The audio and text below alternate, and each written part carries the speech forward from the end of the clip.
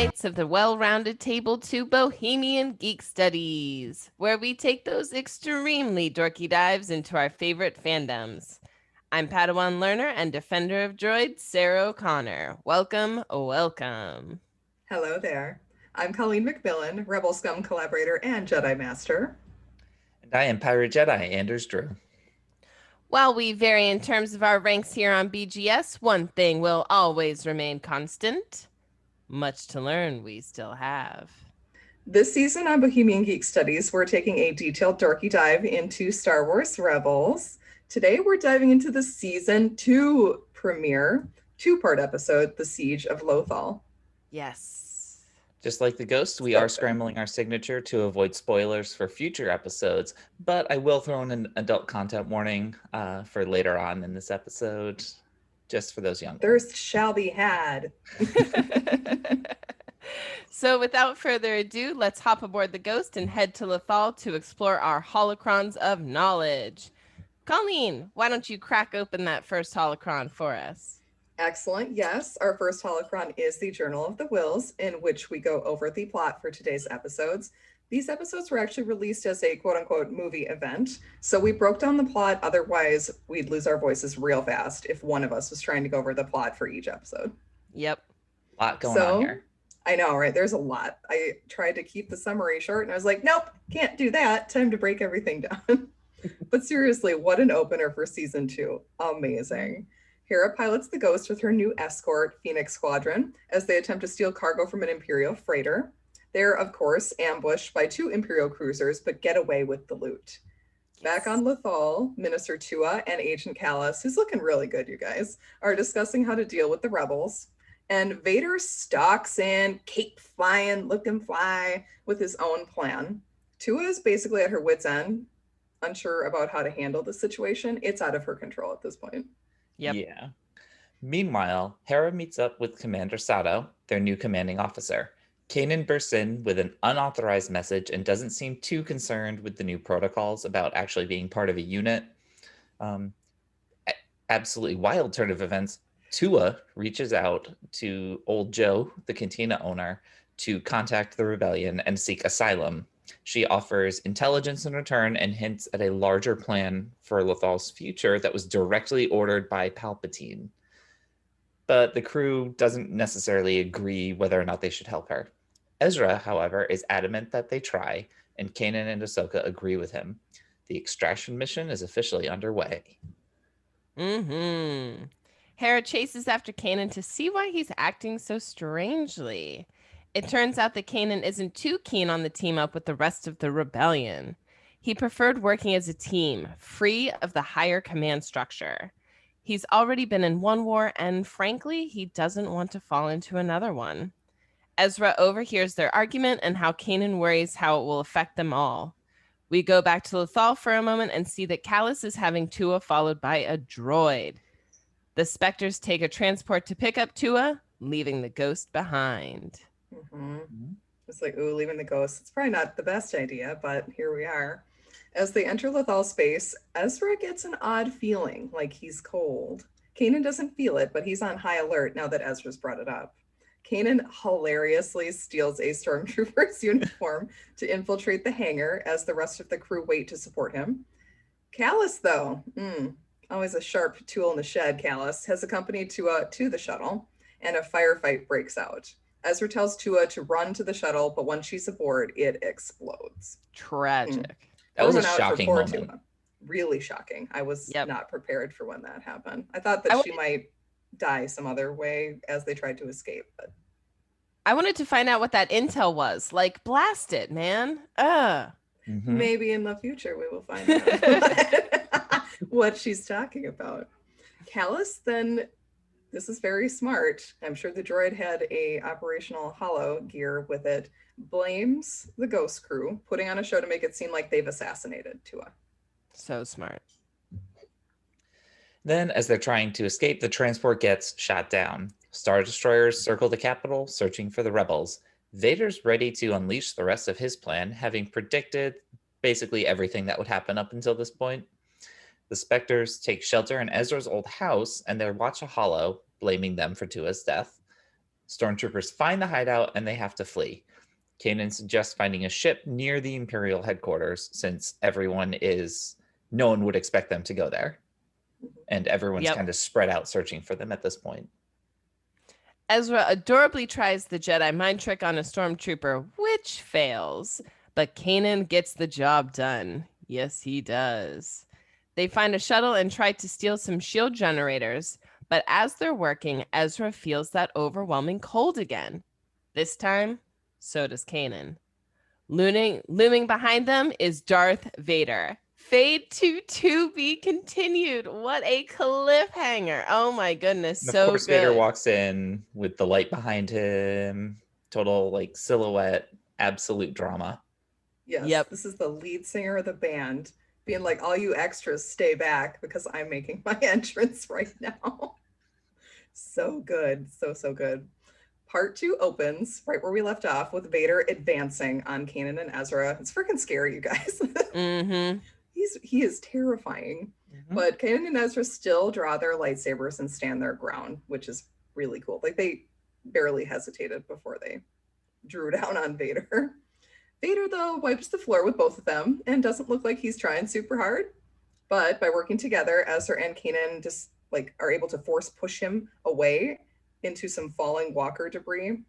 I love how there's like a running theme, at least from last season to this season, the like working together, opening doors and pushing Vader back. I love that. Together now, together. They're in sync. Like they're probably my favorite Padawan and master relationship. They're so perfect together. Unfortunately, this does not stop Vader for long. In a massive display of strength, he lifts the debris off himself with the Force. Kanan basically tells Ezra to get the fork out of there. Yes. Thankfully, Sabine's wearing her Beskar armor, and that saves her from Vader deflecting her blaster bolts, but the Spectres do manage to escape. Ezra asks Kanan what the hell Vader is. Is he an Inquisitor?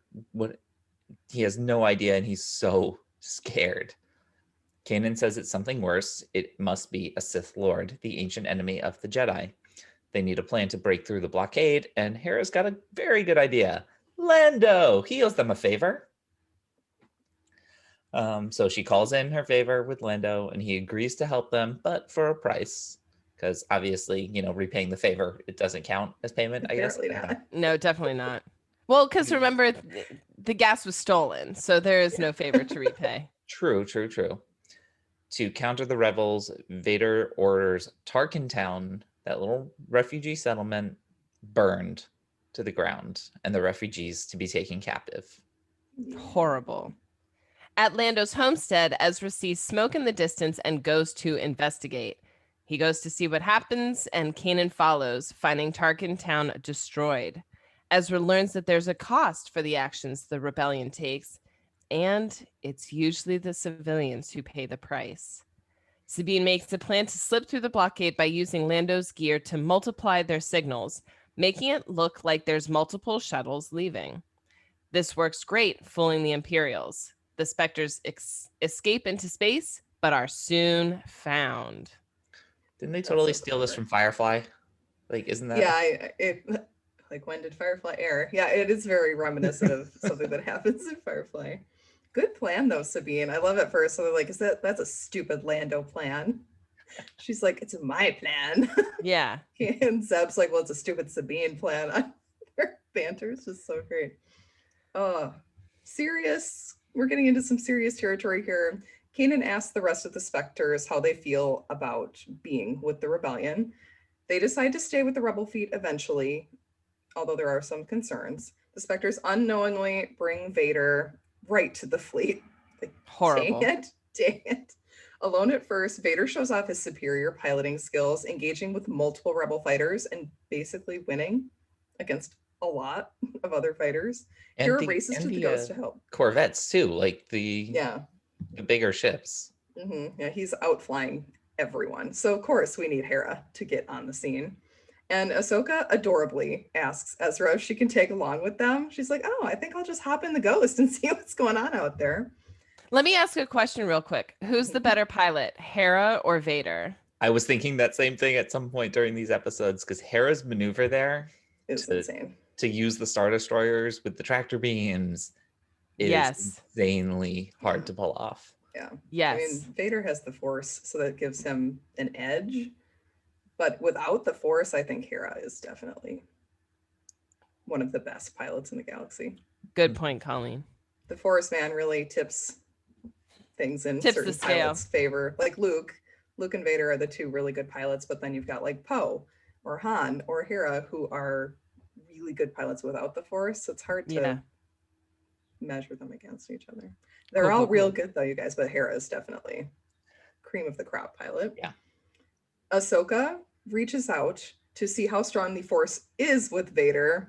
Big mistake. Kanan helping her focus. As Ezra warns them, he's like, yo guys, I'm cold again. This is the Sith Lord that we saw in Lothal. Vader notices Ahsoka reaching for him through the Force. And Ahsoka is overwhelmed by what she feels coming back at her, and she faints. The apprentice lives. So without a hyperdrive, the Rebel command ship is unfortunately abandoned. Vader says that he wants the rebels taken alive, most likely because now he realizes that it's Ahsoka and to interrogate her. Vader is absolutely glued to the ghost, but Hera has a plan. She threads the needle just the right amount through 3 Star Destroyers, activating the ghost hyperdrive at just the right moment, so Admiral Constantine catches Vader with the tractor beam instead of the ghost. Who's surprised that Vader didn't kill these guys? I mean, or maybe it happened off screen.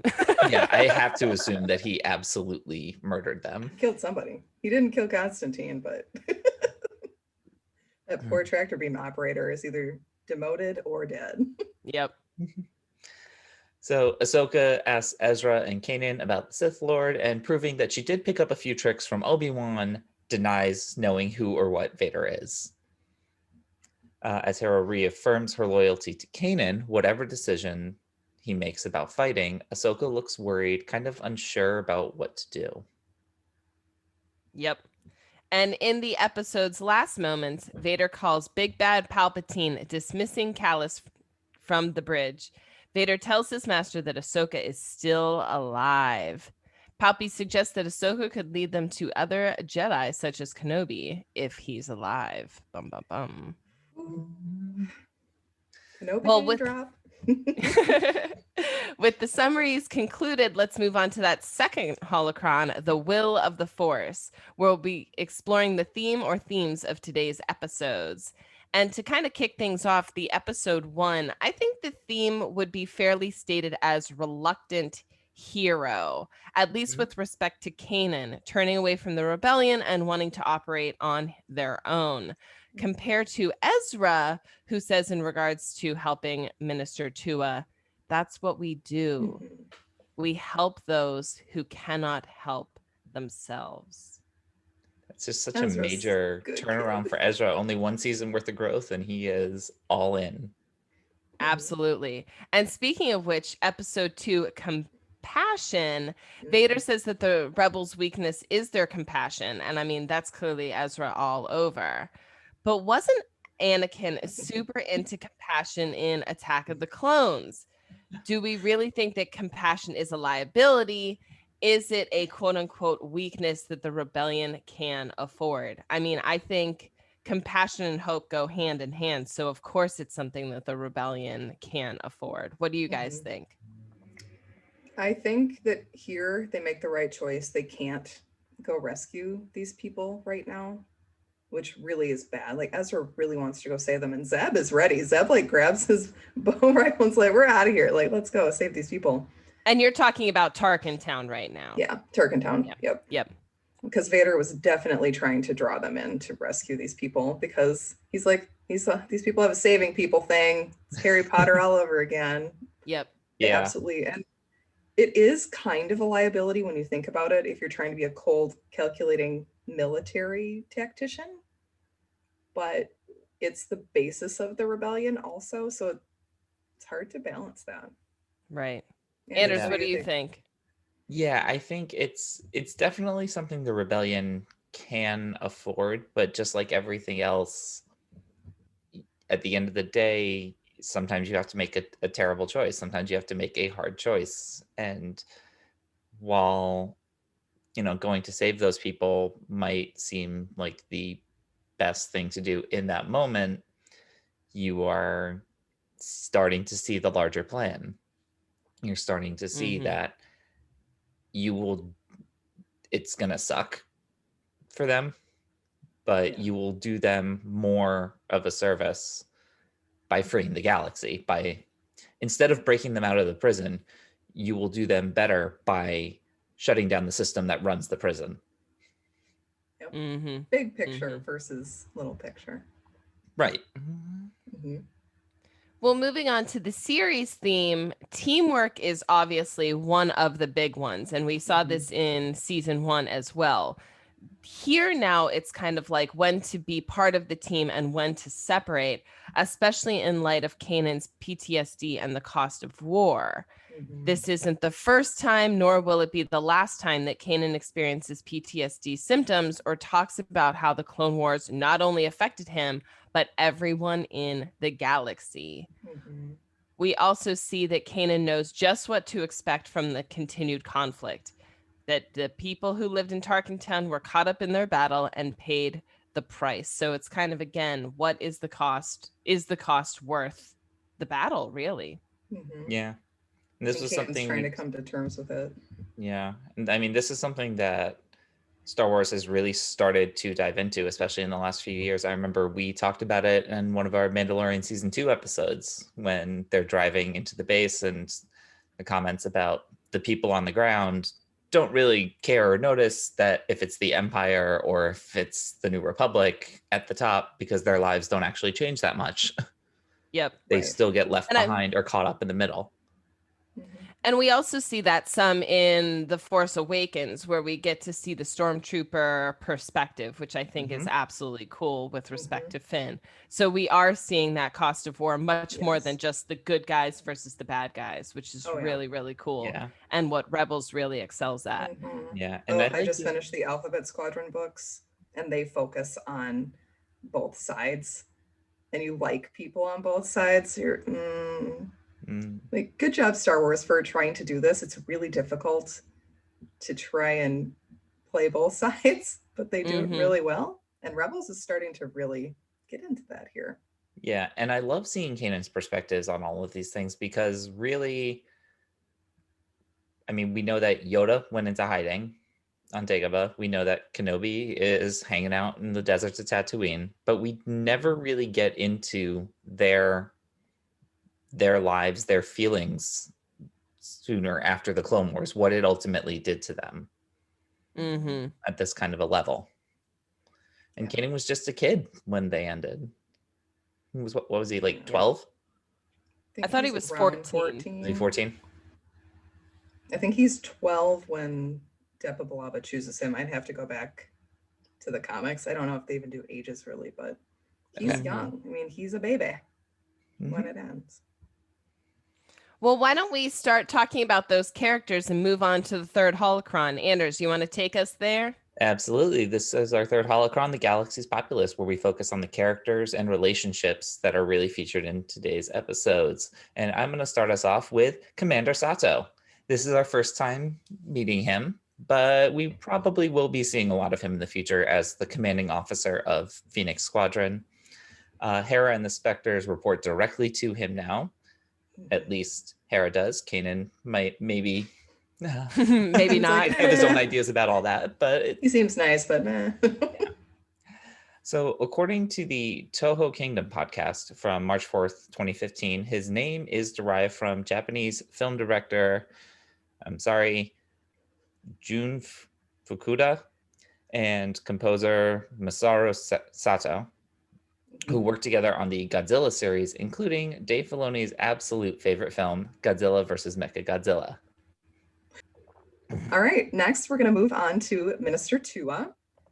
She is basically a cog in the machine. She's not like Callus or Vader, who have imaginative tactics and who can easily adjust to new situations. I feel really bad for Tua, especially in this part. Old Joe, I love Old Joe too. Being willing to help her shows that she's probably not that bad of a person, or it shows that he's an old softie who just wants to help people. He's a But bartender. Of course, he has back channel communications. Yeah, done right. I love that. Yeah, he can just reach out to them and be like, "Oh yeah, we got a defector." So he's basically a rebel agent at this point, which I love. Now, some people might argue that Tua knew what she signed up for and that she was a fool to think anything different would happen to her at the end. I don't agree with this because she's a low-level government official. She has a job and she was not involved really with rebel stuff until Kanan and crew became active. She's just trying to get her job done. She didn't know that Tarkin was going to show up, decapitate two of her underlings, basically, or her co-workers, in front of her. She's got Callus, who's ISB, hanging around, who's scary AF also. And she's trying to talk to him, which is probably not the best decision, which shows how naive she really is. Like, you should not be talking to Callus like this. Like, he will get you. Yeah. And I just feel bad. What do you guys think for her? I feel bad for her. I also I'm wondering how much she actually did know kind of when she joined the Empire. Like, it's one of those things that we've started to see on Lothal, the kind of slow progression of the more fascists, the more like hardline military tactics and things start to go through. How much of that was there back then? Like, I would assume when the Empire first pops up, like, yeah, the Navy is very strong, but most systems are probably more or less running the way they used to. Right. I agree, Anders. Now that doesn't excuse her, but I do give her props for ultimately recognizing when it's time to bail. Probably should have been sooner, but I think it's interesting when she chose to bail, and I think it's interesting that she wanted to defect in the manner that she did. I really love that storyline. When it comes to should she have known better, I don't think she was a fool to think that anything different would have happened. I think she just thought, this is Lothal, we're on the outer rim, nothing's really going to happen here, and then things just went south so quickly. That's what I think. I agree. I think it was pretty much smooth sailing. Like, people were accepting of the Empire. There was grumblings, but for the most part, it was fine. And then all of a sudden, it was not fine anymore. Yeah. Well, let's move on to Kanan and Hera and their conflict over joining the rebellion. I love that Hera is encouraging him to talk it out. I mean, this is a couple who really thrives on communication and is not going to be willing to let things fester and implode. So I think that's lovely. And the silhouette when those two were fighting was very, very steamy. Yes. Oh, yeah. When she pushed him against the wall, I was like, whoa. Hera is obviously in charge in this relationship. Yeah. It's also really great that Kanan calls Hera General Hera. I mean, it's totally hilarious. And of course, Hera's piloting is absolutely phenomenal, first class, as we were saying, maybe even rivals Vader's. Absolutely. They're fantastic in this episode. I love them. All the Hera Kanan content, give it to us, please. Yeah. And then we also have Ezra having pretty important episodes for him. He doesn't play like a huge role necessarily. He doesn't get a ton of screen time on these, but when he does, he gets that sensing the colds of Vader, even before Kanan does. That might be just because he's more open to things, or he just has that kind of innate ability. Not really sure. He also is the one who stands up for Tua because she is in a helpless situation. And like you said, that's what they do. We help those who cannot help themselves. Exactly. Ezra is growing. Well, and he has the most right to be mad at her out of all of them. Like, this is his home.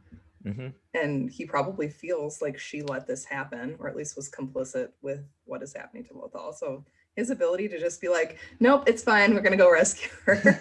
It's really singular. And then I really noticed it on this rewatch. When he ignites his saber for that first fight against Vader, he is terrified. He is so scared. His shoulders are up and he's like kind of he's almost trying to hide behind Kanan, but knows that he has to do this. He has to support. Then when Kanan gets thrown across the yard, Ezra, his whole demeanor changes and he charges in, like very locked in, very determined, just showing how much he cares about his mentor. Yep. He's also just willing to keep fighting. Even Kanan reminds him that they are the only 2 Jedi left at this point to fight the entire Empire. And he says, exactly, well, we're still going to do it. We have to. With great power comes great responsibility. Darn right. Absolutely. Oh, and then next, this one is tough, you guys. After watching all the Clone Wars, we have Ahsoka and Vader. Quote unquote, the apprentice lives. Dave Filoni told Rebels Recon host Andy Gutierrez that Ahsoka is dangerous for Vader because she could possibly bring out Anakin. Vader does not want that to happen. He has buried Anakin so deeply within himself that any sort of spark would be very problematic for him at this point. He hadn't known that Ahsoka survived Order 66 until this moment in episode 2 when her presence touches him through the Force. Now, we talked a little bit about this. Is Ahsoka in denial when she says she doesn't know who Vader is, or do we think she really doesn't know? Because when she says she doesn't, she has this look on her face like, I kind of know, but I don't want to say anything yet. Is she just kind of hedging her bets that it's not him, or does she know? I think it's a combo. I think she definitely suspects, but she doesn't know for sure. And until you are a little bit more sure, or then you might just not want to say it. So from a certain point of view, she doesn't know. She has her suspicion. She has a suspicion. I think she has her suspicion, her and she also feet. doesn't know what to do with that. Like, Yeah. that's a huge piece of information to come out, and she doesn't know these people that well. No. Probably not quite ready to talk about all of her baggage that's coming with it. I could also see it, though, that Ahsoka has no idea that that was Anakin, because Ahsoka strikes me as someone who is willing and able to face hard truths calmly. You see that in the Clone Wars with Rex and what happens to Rex. So I don't know. I think it makes for better storytelling if Ahsoka is in denial. But I can also see it as she just doesn't know, because Anakin is so deeply buried in Vader that it's just impossible to see the truth. Mm-hmm. And she doesn't want that to be the truth doesn't either. want to. Yeah. It's kind of like Obi-Wan just kind of ignoring Padme and Anakin's antics. Be like, we're just going to push that here and away, like as far back in our mind as we can get. Yeah. You can see that. And then lastly, we do get a Palpatine voice cameo. I was a little surprised on this watch, like as I was watching it, that we don't actually see the Emperor. We just get the blue voice. We get the voice, and we get the blue kind of outline from behind Vader, the perspective from being behind Vader. I'm wondering why they did that. Because the voice cameo, that is Ian McDermott, that is the real Palpy. And so he's officially coming into play. He's not just going to be this person that we refer to wherever. He will be a character on the show. And Tua mentioned him, so it's like he's just going to be looming in the background, which he's really good at doing.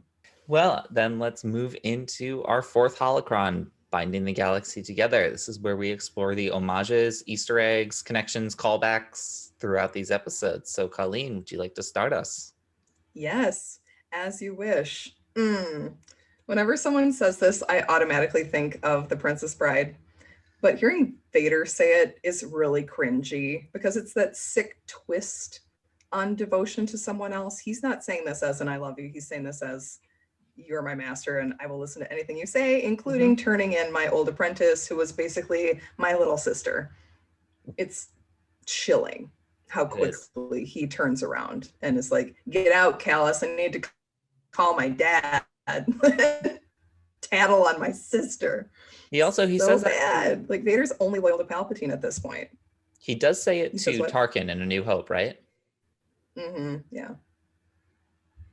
It's like, Your memory is so impressive to me.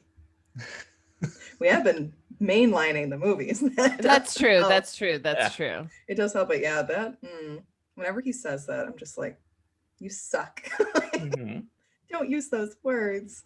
And then next I have the Stormtroopers with the Pauldrons. When I first watched Star Wars, I was like, what the heck is up with these things? They look silly. You'll What's a notice pauldron again? Sorry. it's What's the a pauldron? shoulder, the extra little shoulder armor piece that some of the Stormtroopers have on. It looks like a little sun visor on their shoulder. You'll see them in both live action and in the animated content. And it's the pauldron. There are some really giant pauldrons too in the video games, which are completely insane. Hey, they were designed back in the 70s, you know, shoulder pads. That's true. Yeah, shoulder pads look great, guys. No. Rex has one too in Clone Wars. This is probably the most prominent one. And it's like a whole neck piece plus his little blue offshoot pauldron thing. They're used to designate rank or specialty and come in a variety of colors. We usually see orange with the Imperials, which signifies a unit leader or a captain.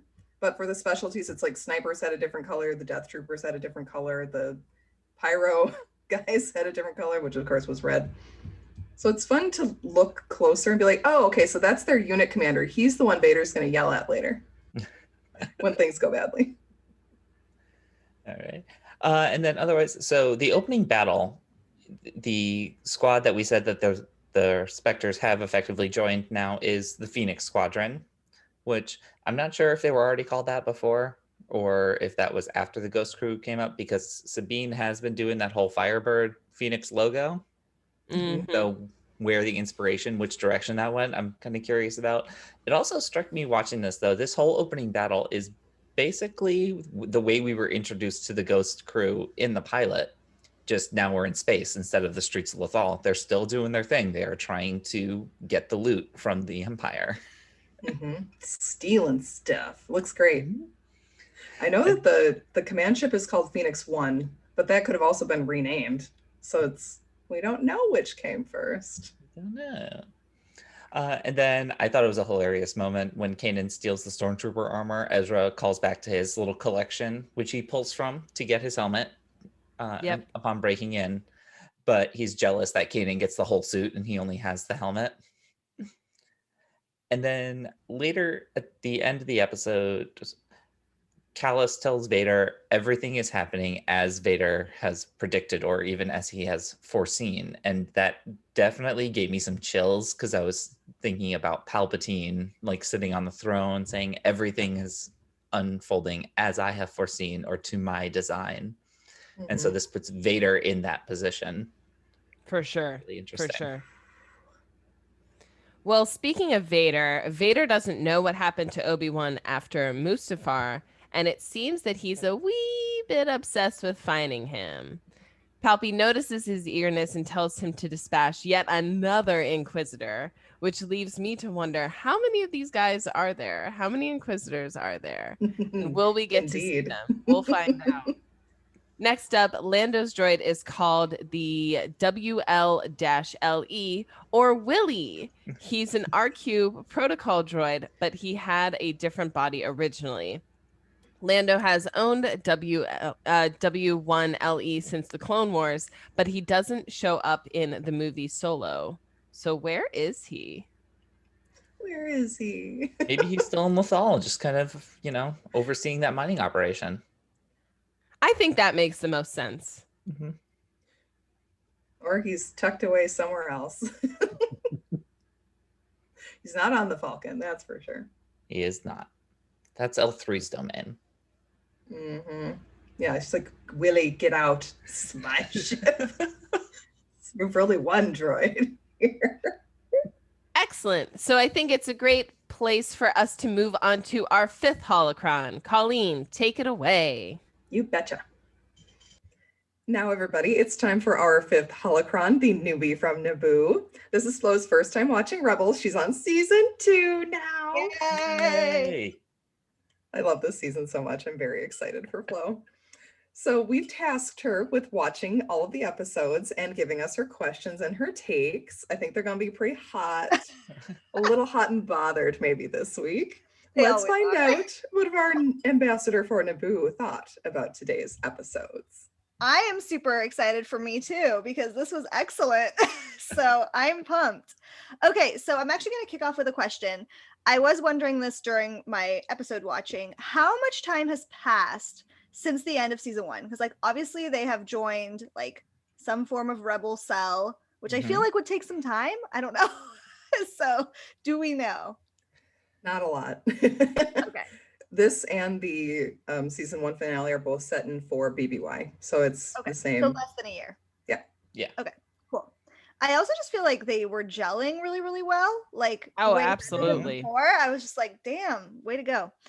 Okay, when Ezra says she's home, like with that sweet little look on his face when Sabine ducks back into the ghost, that was adorable. And actually, in my notes, I wrote Ezra plus Sabine 5 ever. Aww. Aww. Did you draw little hearts around it too? I think I may have actually. My notes are very middle school. Okay. During my watch, the Tua storyline. At first, literally in my notes, I wrote Tua equals fucked. Because I was just like, damn, like she's gonna go see like Vader and whatever and who Tarkin, and it's just like this is all bad. Like you do not want to see any of these people. Then she contacted the Ghost Crew, and I was like, is this a bigger plot for them to come back to Lothal to pick her up, and then they're gonna get taken? Which like obviously it was, but she wasn't masterminding that. She just like wasn't Right. smart at that. So whatever. Turns out it was all bad. I feel bad for her because that was bad, but also like you kind of made your bed, you lay in it. Yeah. Did you, before we move on we from have this, a question about that from earlier. yeah, did you expect her to die? Because I did not expect her to die. I mean, this is again in quotes a kids show. Yeah. And I was really surprised that she ended up dying like this. I mean, we all know that if she went to Tarkin, yeah, she'd be dead. She wasn't coming X back. marks the spot. Yeah. No, I was not expecting that. But when I did see it, it felt very Corday dying in Attack of the Clones with the platform explosion, which, you know, I'm a sucker for Attack of the Clones. So I loved it. That was great. But yeah, I mean, I just felt really bad for her. I feel like she was just kind of a simpleton who was just kind of there. It's a paper pusher. Yeah, exactly. Right. Kanan telling that stormtrooper to distract him, hey, like, did I meet you in basic training? You look familiar. I So laughed good. out loud. So good. He is so funny. Kanan with all of the jokes. Then Ezra trying to do Jedi mind tricks was adorable. Again, I'm just like obsessed with Ezra. He's just so cute. His And little then when banter with Kanan Kanan was like, there. yeah, when Kanan was like, I wish it worked on you. Ezra's like, it doesn't work on me. Woo! It was so cute. They just have like such a good vibe together. I'm really into it. Here's another question for you guys. I know this isn't conjecture at the cantina, but why do you think Ezra doing the mind tricks doesn't work? Because we already see Ezra as such a big empath, and we see him able to convince at least Lothcats to do extraordinary things. So do we think it's just because Ezra's a Padawan? Is it something about humans? Is it simply because the creators wanted to make a really great joke right there? I mean, all of these reasons are acceptable, but what do we think is the reason for Ezra being unable to convince a stormtrooper to do something? I would think that it's kind of a combination of all of those things. Like, it makes for a really funny joke, but he is still a Padawan. Like, just like, you know, convincing your pet to do something is a lot easier than convincing a human to do something in general. That's true. That's true. It also, that might be, he's still so new to all of this that might be a little bit too much of a level up this early in the game for him to be able to do that. Yeah, it's too much for him to do the vampire glamour. Exactly. This early. I think a human brain is more complicated, even if this is like a simpleton stormtrooper guy. He's still got some force of will there. But Kanan's been around the block enough times that he knows how to bypass to pull a Qui-Gon. Oh, Qui-Gon. Nice Sweet casual mind trick Qui-Gon. Qui-Gon. Yeah, Qui-Gon doesn't even have to try. He's like, What a legend. What a legend. Yeah, I agree with all of that. I just think a human's harder than a loth cat. All right. Episode 2. Oh, wait. Final Yeah, shot wait. of episode 1. I stood up off my couch.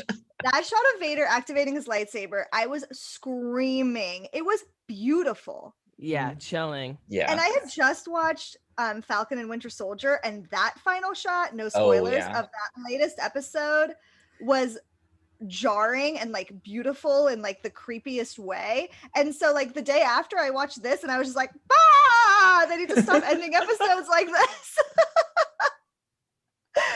So it was amazing. Just loved it. I couldn't Okay. wait for you to see these parts with Vader. It was like, Chloe's gonna Yes. love this so much. Honestly, like I am really enjoying it just because we see so little of like early Vader. And I feel like early Yes. Vader still has like so much Anakin in him, and I just like want to help him. As he's trying to cut off Ezra's head, moving on to episode 2. Well, this isn't really Yeah, still but- early Vader. This is only like a year before A New Hope. 4 years. Yes. True. I mean, Because yeah, remember, Oh, that's Ezra. right. That's right. This is like 3 or 4 years before A New Hope. So Still he's not a been ton of Vader time, but- for a solid Like 15 10 years. Yeah. Okay. Well, I would still save him, guys. Earlier. Yeah, he's earlier Vader. Yeah. Earlier Vader. I want to see like year 2 Vader. But Well, anyway, he's a dick. well, so's Anakin. So Yes. that's Yes, not- he's very Anakin. Early Vader is very whiny Anakin. Mhm. that's Thanks. how I like him. The angst level is like here. The freaking Imperial Navy command isn't respecting him or his authority. Damn. He gets so mad and then he kills a bunch of people. So then they're all like, oh shit, we better watch out for Vader. Again, Flo- this sounds like absolutely par for the course Anakin. How do you feel about Kylo whiny? And I know this totally kind of Uh. jumps ship, but since you like the whiny boys who are attractive, how do we feel about Adam Driver smashing Giant tree. Okay. anything? In, So I feel like Kylo is like a scene like emo boy. Like I Mm. feel like Kylo would like definitely go to Warp Tour and like wear Vans that he's colored on. I don't know. I just feel Yes. like that's Kylo. Whereas I feel like Anakin is like more like Jess from Gilmore Girls, like writes Mm. poetry and like cries in corners. Oh my gosh. So I I feel can like get behind that. totally different kinds of whiny, and I appreciate both. As a former emo kid myself, I I respect the drip, but yeah, I'm more of an Anakin than a Kylo girl. Yeah, I mean, we knew that. I mean, but the abs though. Okay. Anyways, we could do a whole pod on his abs. We could do like an abs through Star Wars special. It'd Yes. be amazing. I will write the outline for that one. Thank you. Okay. Don't forget I'm Padme. ready. Oh, Padme gets top spot. Amazing. Incredible. She Like, looks I don't know what fantastic. Chloe Ting has nothing on Padme. Way to go, Padme. Okay. Episode 2. It was pretty obvious right from the get-go that Kanan and Ezra were no match for Vader. Like, he Yeah. was just throwing down and just like barely trying. I was really surprised that they were able to force push him at all. That was very surprising. Like, obviously, he was distracted, but still, it did not seem like that was going to be possible for them because the rest of it wasn't even close. Loved seeing Lando again. I was actually not expecting Lando. I was expecting, what's that other guy who like, Vizago? yeah, that Yes, I guy. know. Or Hondo. I was ready for a Hondo appearance as well. Yeah. I thought it was gonna be Vizago for sure. And so then when Lando appeared, I was like, oh, yeah, I guess Lando works here. That's fine. Yeah. That was good to see him again. Give me every single freaking second of Vader flying. I That am was a all great about it. sequence. He's Oh so my good. god, that was so good. And that was such a piece of Anakin that like lives on. Just like the amazing pilot. So good. Like trusts in the force when he does it. Just oh man, all of it. Just give it all to me. Who's better than the entire squadron here? Well, of course it's Vader. Of Vader. course. Oh my gosh, it was so good. Okay. So then of course we get into like the crux of this episode, which is Ahsoka and Vader like feeling each other. Mhm. Again. Exactly. But my question is, like, I couldn't tell. Does Ahsoka know who it is? Like, I feel like No. she must, because she passed out. Like, you don't just like pass out from like not knowing who it is, or do I you? don't. I mean, she thinks he's dead. Yeah, Right. I think this is. Okay. I think it's setting this up as this is like her first indication that that's who it might be. Because I don't know in any of the expanded content. I know in her novel she doesn't encounter him. I don't think she even like I don't think he gets a mention, as Vader doesn't get a mention. Obviously, Right. she's thinking about Anakin, and I don't think Who is she's encountered Vader up until this point. So this is her first real getting that sense of him. Okay. And Yeah. I, How is And that possible if he's been around that long? If only if she's near him and reaches out, because she Yeah. closes herself off from the Force for a while too. Oh, okay. Yeah. And I mean, I know he's still your Anakin, regardless of whether or not he's dressed in a cape Always. and flouncing. But for Ahsoka, he just feels like one of the most powerful, if not the most powerful Sith Lords, just dripped in evil. So I think it's very interesting that she doesn't know. I think it's one of the coolest. I don't think dichotomy is the right word, but I think it's just a very cool relationship that someone she was so close to, she can't even recognize. right. Do you guys think if he hadn't been piloting, would she have picked up on it as quickly? Because the piloting is very Anakin. So Very that might true. have left him more open to be like That's open true. to her kind of mental probing. That's an interesting one. I like Yeah, that idea. Like, oh, there's I like teeny it. little sand bit of Anakin left that Yeah. Ahsoka can pick up on.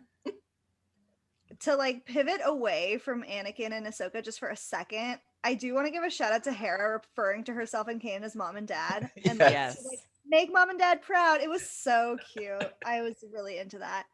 Then of course we get Palpy, which was really Mhm. exciting. And then, like, honestly, my heart broke when Vader was like, Anakin Skywalker's apprentice lives. And it's like, oh man, like, you are so separated from like your good and wholesome Anakin Yes. self. Yeah. And it was just so sad. Man. So that was tough. I absolutely hated Vader selling out Ahsoka. That just seemed like it seemed like such a betrayal. Yeah. Oh yeah, for sure. I mean, even I was super sad, and I haven't watched all of Clone Wars, so Yeah. I don't even have the whole story, but I It's felt very bad. sad. Yeah. Anakin Ahsoka is always very sad. That's just tough. Yeah. So, Well, are we ready to move on to Conjecture at the Cantina, our 6th holocron? Yes, Do yes, it. yes. Awesome. Well, this holocron is where we ask our questions about the episodes and explore some wider Star Wars lore together. Colleen, want to kick us off with what Dave Filoni and the crew had to say about these episodes? Yes, yes. So story runner Pablo Hidalgo told Rebels Recon host Andy Gutierrez that there is no Rebel alliance at this point. There are a lot of cells that are attempting to join together, but they're not joining super well. These cells include the Free Ryloth movement, which is headed by Sham Syndulla. And then there is Saw Gerrera's faction on Onderon. So those are two of the more prominent ones at this point. And then, of course, we have Bail and Mon Mothma working through the Senate to try and keep things together, but also doing their rebel stuff on the side. The actual alliance doesn't happen until much closer to Rogue One. And this is for BBY, so it's going to be about 4 years until the Rebel Alliance is actually formed completely. Definitely. And then I had a question. So going back to Minister Tua, she mentions this idea that rebel sympathizers have powerful friends like in the Senate or on Coruscant or whatnot. I was curious what you guys made of this, because the Emperor is always kind of portrayed as this like absolute totalitarian. Does he still have to like cave to those upper class, those elites? Does he still have to deal with all that, like kind of the bureaucracy and the wheeling and dealing that actually does come with running a government? I think so. I think he has to keep certain people around because they make the wheels turn. I think he's Oh. having some like very fancy like appetizer parties at his lake house in Naboo, and he's just like wooing people. I mean, certain things he needs to keep things going. The people on Lothal who would be the most powerful would be the mining families. Hmm. So that's probably why they have really powerful friends in the Senate. I'm trying to think of anybody else, because at this point, Governor Price is already in place and Ryder Right. Rosati has been ousted. So there are people he can get rid of and replace, but maybe some of these people have too much money or too connected that he can't yet, until he dissolves the Senate in A New Hope when he's like, well, fuck it. We're done. I had also thought that she was referring to like Bail Organa, and I was kind of like, well, they already know about him. That's not too helpful. Yeah. I laugh in my mind thinking about Palpatine in his robe, hood up, scarred face, doing like appetizer parties with Trying to wheel and with the deal. corporate partners. I mean, Mhm. 100% I would go. 100%. I want to eat all of like the Palpy, like pig in a blankets, and just like have some champagne chilling in Naboo. I mean, I think at the end of the day, like Palpy still needs money, right? Like, so he still has to get that from somewhere. Yeah.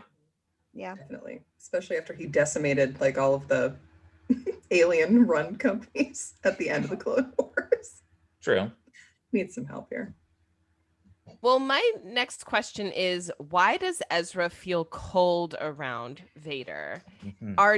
Are other Jedi affected in this way? I mean, obviously it has to do with the plot and Ezra being able to sense this kind of evil, but it seems a little bit surprising to me just how cold Ezra feels in the deep of space, being able to feel Vader. You'd think that if anyone would feel cold around Vader, you'd think, well, of course, Ahsoka would feel this way. So, what do you guys think? Why does Ezra feel cold around Vader, and are other Jedi ever affected in this way? Well, Kanan felt it too, right? He felt it a Eventually. little bit, A a little little Yeah. bit, but only after Ezra's like, "Yo, Dad, do you feel this? I'm Yeah. feeling a little brisk." Every time that happened, I was like, a Dementor? But and it wasn't, obviously. I think like Ezra, well, again, I don't know, so this is my conjecture.